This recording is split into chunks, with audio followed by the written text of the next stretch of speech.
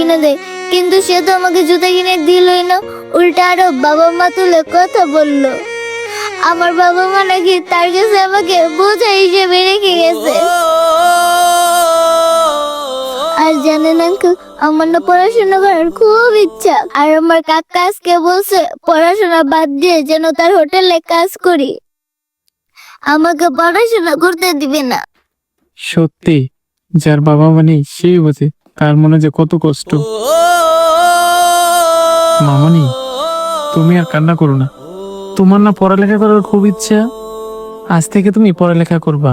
আর তোমার পড়ালেখা যত খরচ আছে তোমার এই আঙ্কেল চালাবে, ঠিক আছে? আর এই সেরা জুতোগুলো তোমার পড়তে হবে না মামনি, তুমি এগুলো ফালাই দাও। চলো, আমি তোমাকে এক জোড়া নতুন জুতা কিনে দিব। এই পৃথিবীতে অনেক এতিম বাচ্চা আছে, আসুন তাদের সাথে খারাপ ব্যবহার না করে একটু সহানুভূতি দেখাই।